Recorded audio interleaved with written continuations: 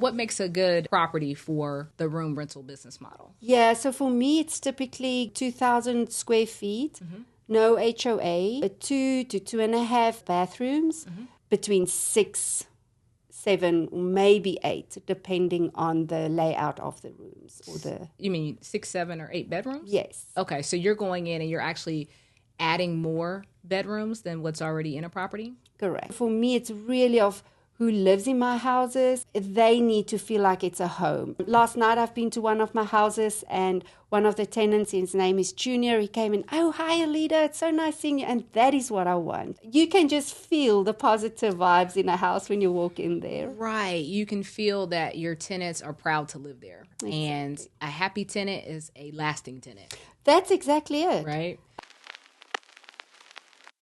All right, welcome back to the Co-Living Investing Podcast. I am your host, Ashley Jeffers, and on this podcast, we talk about room rental, investing, entrepreneurship, and tech. Tonight, I have a special guest with us, Alida Lamboy. Did I pronounce that correctly? You did. Welcome to the podcast. Well, thank you for having me, Ashley. I really appreciate it. I'm so glad you're here. This is going to be a very interesting conversation. Alida, you are a property manager for room rental properties. That's right. The reason this is going to be an interesting conversation is because there are not a lot of room rental property managers out there. We're more so used to seeing as investors a traditional property manager that will manage your one unit that has your one tenant or your one family in the unit, and that's it. So there's a lot of people that are looking for a solution to managing their room rental properties. In fact, there's some folks that won't even get into the room rental investing space because they're like, I don't want to manage people. Right. I don't want to talk to people. And I'm like, no, like find a property manager. There are folks like Alida out there because you're missing out on some really good income with this business model. So welcome to the show. Thank you for having me. Yeah. So I want to start by talking about, you haven't always been a room rental property manager, right? No.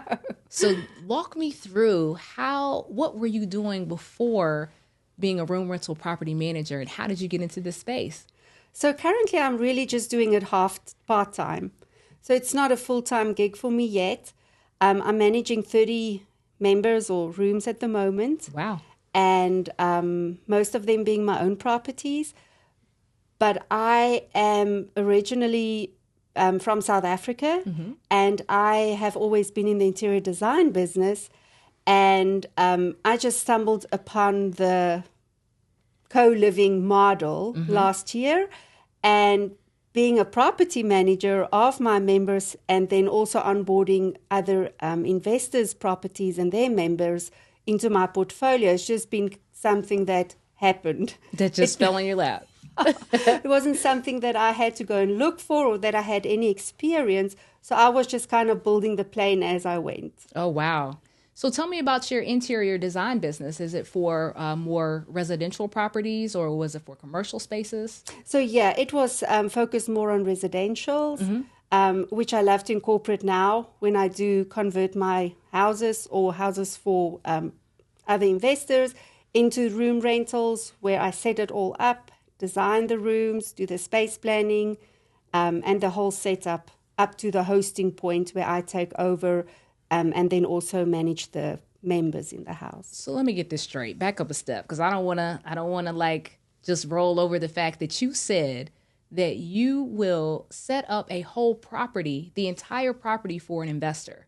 We're talking about furnishing the kitchen, the living room, all of the bedrooms. You do every single room in the house. That's right. So how does that work? Do you set a budget with the investor and say and find out like how much they want to pay to furnish the property, and then work off of that budget? And where do you get your furnishings from? Like, how does this work? So I've got a tried and tested list of furnishings that I use in my rooms and that I've had success with. Okay. And the main thing about this is we do it as a family. I've got 3 teenagers that's very eager to earn some pocket money. Oh, sweet. Okay. And we will go on a weekend and maybe sometimes after school and then just go and, Set put up the furnitures property. Yeah. together. So I would procure it, receive it, and then take it to the property, set all the rooms up, do the locks, do the drapery, because I love to include that into the rooms just to create a more comfortable look, Love that. more elegant. So that is just what I would never set up a room that I myself wouldn't Would want not to stay live in. in. Same. I feel the same way about my rooms as well. If I am not going to live in those rooms, then it has to be a standard. Like, it has to be welcoming and inviting and feel warm. So let me ask you this, and I've heard investors go both ways on this. Do you include TVs in the rooms already installed on the walls? So I've got properties with both of that, which doesn't have TVs included, and I've got with that did include it. Mm-hmm. And the properties where there was no TVs, the members had their own TVs. Okay. So they just brought that with, They're asked allowed if to they bring can them. have it. And Okay. yes, of course, you can have your own TV in the house. Okay. So it's been never a thing saying that I won't stay into this room just because you don't have TVs set up. Okay. Yeah. What about mini fridges? Do you include mini fridges in each room? So I also have one house that's got mini fridges and TVs in one bedroom. Okay. Which was kind of a pilot for me. But again, there was no preference between people first book the rooms that has both of those extras in it than the rooms that just had a TV or, for that matter, didn't have a TV in it. Yeah, so as I asked about the TVs and the mini fridges, I include TVs and mini fridges in my rooms because I feel like it's a nice little add-on, like it's a perk. It makes the room stand out when you have someone online and they're comparing my rooms to other rooms that they can rent. And so I've always gotten positive feedback. Love the fact that, you include a TV and the mini fridge. And the mini fridges, I think it helps with storage throughout the whole house because when you have 5 or 6 rooms, you have 5 or 6 people, one refrigerator in the kitchen may not be enough storage for everybody's food. So the mini fridge has helped in from a storage perspective. So another hot topic that I see as I am looking at comments within the different co-living and room rental Facebook groups is, do you provide toilet paper, paper towels, cleaning supplies? Do you include these things, or do you expect your renters to provide their own paper products and cleaning supplies? Yeah, so I do provide a little welcome kit. Okay. That's a little caddy with the toilet paper, some shower gel, and a little scrubby. So then they get it with a welcome card. And then other than that, they would need to provide their own. Beyond the welcome kit. Correct. Okay. And it's just a way, if you take responsibility to provide your own cleaning products, you take care of it, you don't waste it. That's right. It's like anything else in the house. You look after what you bring in. That is true. That makes a lot of sense. Yeah. It's controversial because people are or investors, and rightfully so, are trying to decide where to put the money. What's the best use of their funding when it comes to running these room rental properties? And I think some people kind of think Airbnb in the back of their mind, like they want to provide like these add-ons that they think will give their rooms an edge. Right. But I think it's a thin line because when it comes to Airbnbs, to me, that's more of the hospitality industry. And you have to put out certain supplies to make sure you get that 5-star review. Right. Because if you don't get a 5-star review, you could find yourself very low in the algorithm and your property not as high, in the rankings and in the views. Whereas with co-living or room rental investing, these individuals, the renters are calling our rooms home. And they don't have the same needs or have the same requirements as a short-term weekender who is staying in an Airbnb unit for a short period of time. So it's always interesting, the conversation back and forth about, do you provide certain supplies or do you leave it up to the renters? So investors will leave it up to you to make the decision that works best for your revenue model or your revenue strategy. So tell me, beyond setting up a property for your investor clients, what does ongoing property management look like? Before that question, you mentioned something earlier where you said you have your own number of rooms and then you're managing some investors' rooms. So how many rooms do you have today, if you don't mind my asking? At the moment, I've got 30. 30 rooms of your Yes. own. Wow. Yes. That's amazing. Some of them are only being onboarded next month, Okay. but by the end of mid of February, I will have 30 bedrooms of my own. Okay, I'm going to ask about how you got those in a moment. But first, definitely want to ask about your ongoing services, because I want to make sure that people know the high value that you bring to the table when it comes to property managing room rentals. So beyond the setup of furniture within a property, what are your ongoing services look like as far as continued management of an investor's property? Yeah, so I would, after I've set up the bedrooms, I would style it, get a professional photographer in, and then take those photos and put it on the Pad Split platform. That's a platform that I use. And then I will take over then being a host in that room or that house, and then I will manage the property and the members from there on.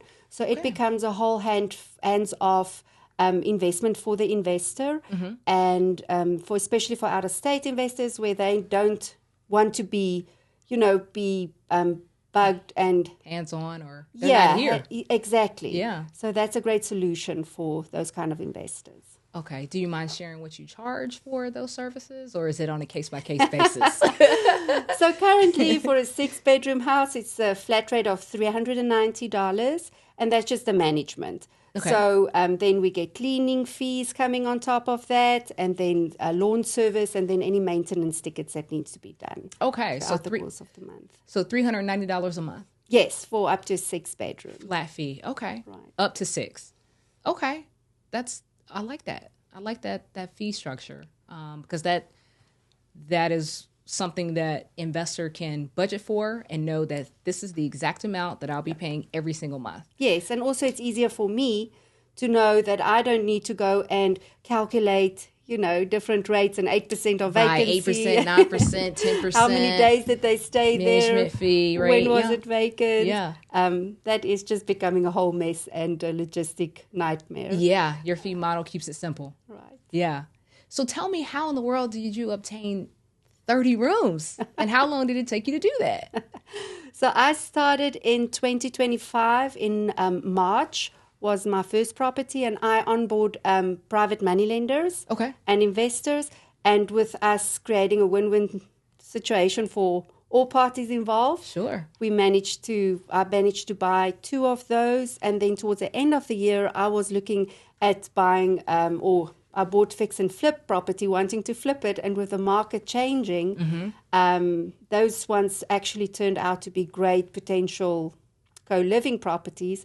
And that's why I say the last one that is going to be onboarded soon, we're just finishing off with that fix and flip, or fix and split, or fix and pad hold. split, and fix and pad split. Love it. Yeah. So we are getting that one ready, just waiting for final inspections, and then we will be good to go. Okay. So what makes a good property for the room rental business model? Any features that come to mind on what you're looking for? Yeah, so for me, it's typically 2,000 square feet, no HOA. Yes. And then 2 to 2.5 bathrooms. And then typically in a 2,000 square feet, we can do, easily between 6, 7, or maybe 8, depending on the layout of the rooms. You mean 6, 7, or 8 bedrooms? Yes. Okay, so you're going in and you're actually adding more bedrooms than what's already in a property? Correct. Okay. Are you doing it in the traditional way of, what we're used to when it comes to drywall and framing, what you would need to do to add additional rooms, or have you tapped into the prefab walls that are kind of like already pre-built, and then you can place them in the property to make the different room configurations as it makes sense for that property? Yeah, so I looked at the temporary option, and that really, and I know it might work for some investors just because it's temporary, but for me, this is a model that's not going to, go away. And if I invest in a property, I want to make sure that it's rock solid. Okay. And to be honest, and I might be wrong, if I think about the temporary walls, I'm not sure how solid and how good it is. And I'm speaking without knowing what, they offer. But I am somebody that like to have it sturdy. And as I say, I can be wrong with not, knowing enough about the temporary walls. But I like to do the materials that you need, Yeah. that, like we normally would see Correct. when someone does renovations within a property to add additional rooms. Right. I hear you 100%. I have not tried the prefab walls yet. It's like something that's like, try me, so I can check the box, because it's interesting, because I'm told that they can use these pre-built walls to build a room in a day or 2 days. Like, it's a matter of the walls already being built. You bring them into the property. Your contractor installs like a track on the ceiling and a track on the floor, and then the wall just kind of slides into that track.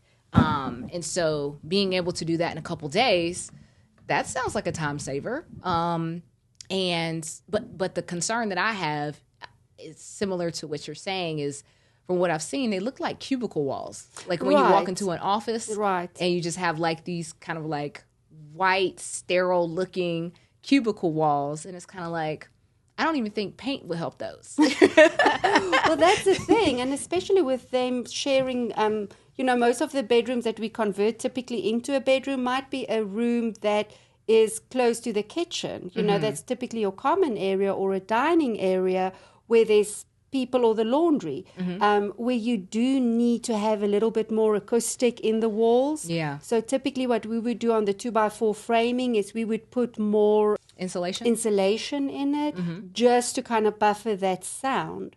And that is what we try to do as much. I'm not sure how much acoustics the temporary walls do provide in those areas. Yeah, I'm not going to count them out.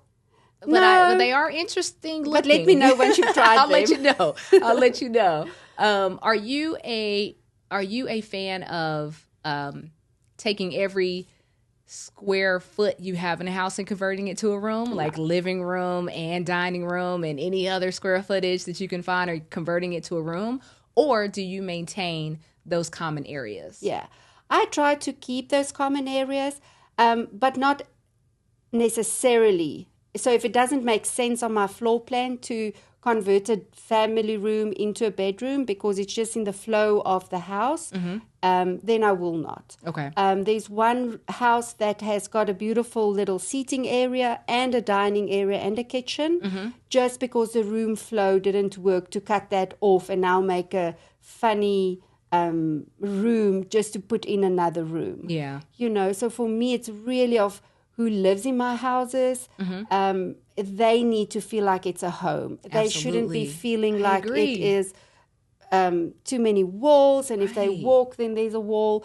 Last night I've been to one of my houses, and one of the tenants, his name is Junior, he came in, "Oh, hi Alida, it's so nice seeing you." And that is what I want, to create not only with the relationship between me and the members, but also have that beautiful community, and just you can just feel the positive vibes in a house when you walk in there. Right. You can feel that your tenants are proud to live there. Excellent. And they're comfortable living there. Exactly. And a happy tenant is a lasting tenant. That's exactly it. Right. We do not see a whole lot of turnovers. And if they need to turn over, it's really just something that somebody that knew, listen, I was going to just stay here for 3 months because my house is getting finished, or I'm planning to move in. So they already know it.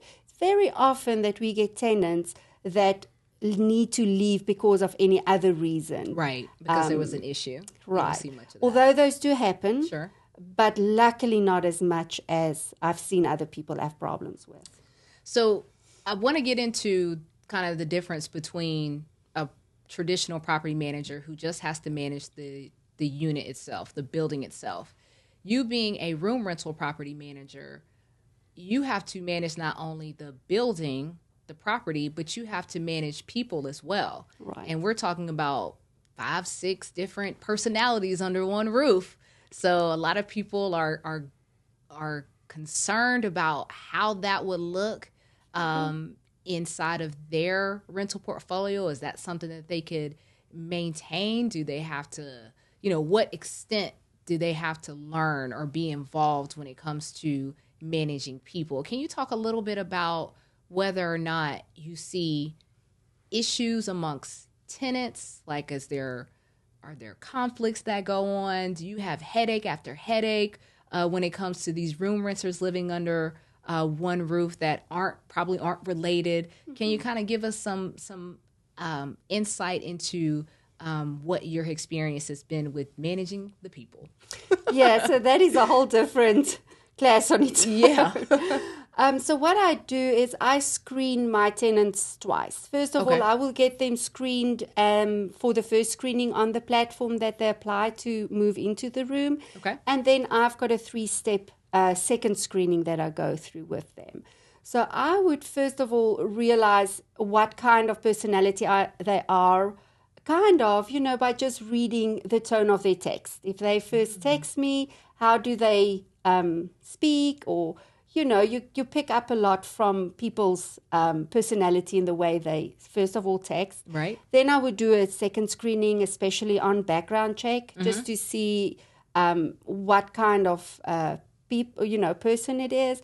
And then I would get on a phone call with the person and then talk to them. Oh, wow. It's a quick conversation, but that means so much to them because I'm actually interested in what they do, what their routine is like, just to kind of understand where they would fit in. Get to know them a little bit. Right. And then the benefit of having or managing more than one room or more than one property is if I think that this person is a little bit more older and's got different views than the house that's got more younger people in, I would know where to fit them into in what house.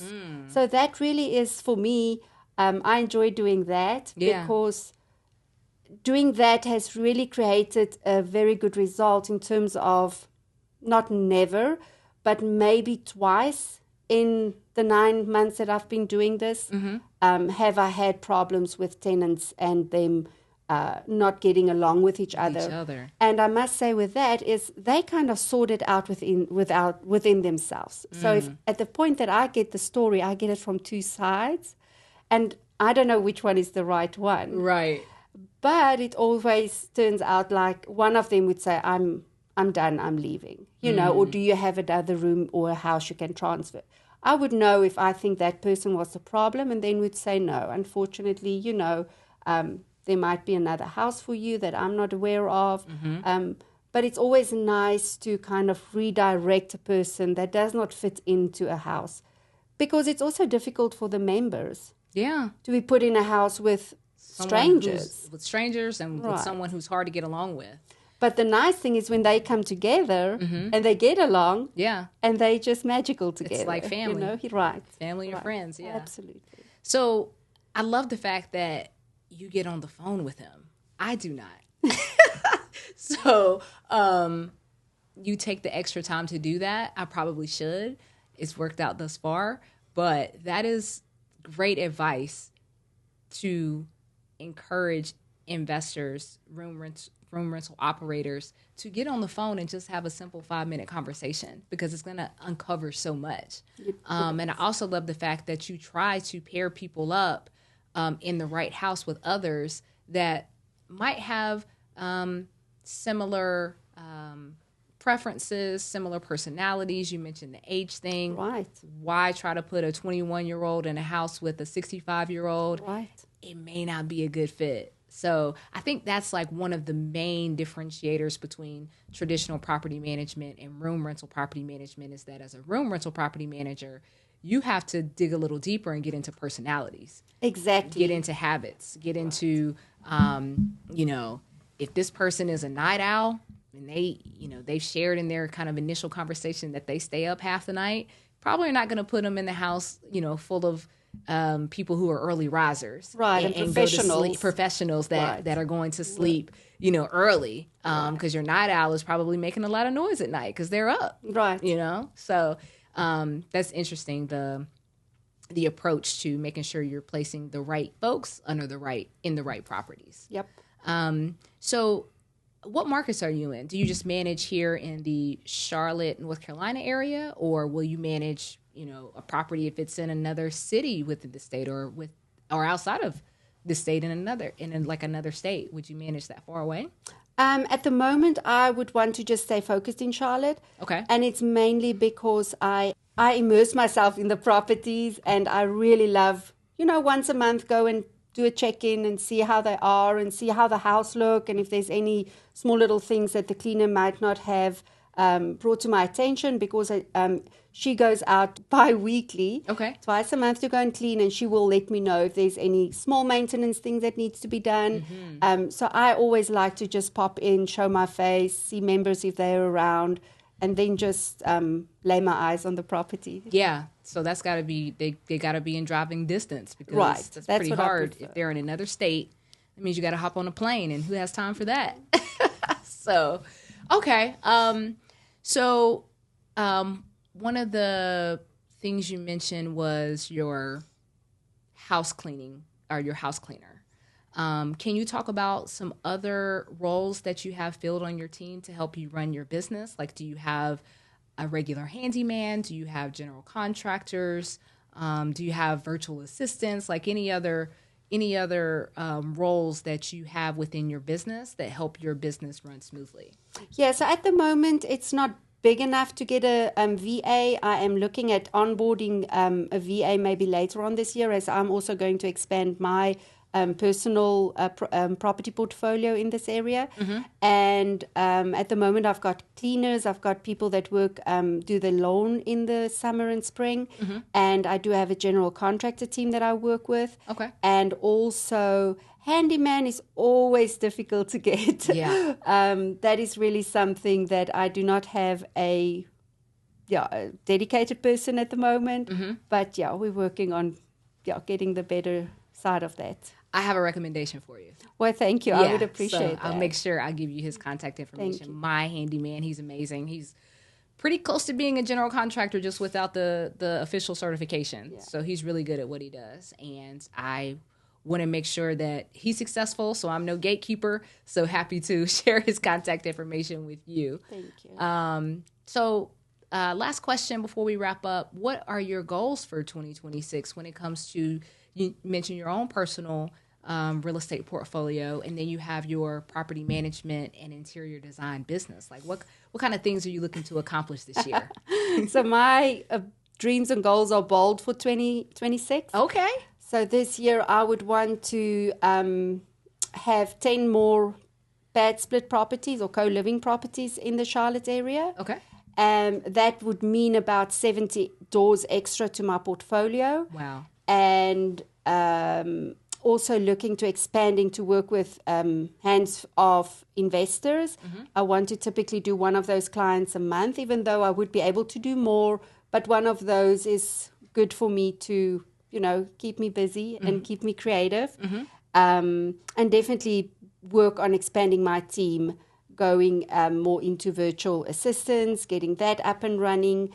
And that's basically all my big plans for the year. That's a lot of plans. That's plenty. And I think you can accomplish every single goal just based on what you've accomplished thus far. Like super impressive. Like 30 rooms in 9 months is amazing. So Alida, thank you for being here. I appreciate you carving out some time for us. I've learned a lot during this session. We will make sure that your contact information is in the show notes so that anyone in the Charlotte area How far will you go outside of Charlotte? About an hour? Maybe an hour. Maybe an hour Yeah. max? Okay. Yeah. So anyone in Charlotte or within an hour who is looking for high value, high quality room rental property management, Alita is who you need to connect with. So we'll make sure that you are able to contact her by adding her information in the show notes. Alita, thanks again for being here. I appreciate you. Thank you, Ashley. It's been lovely being here. All right, guys. And that wraps our episode. We'll see you in the next one. Peace.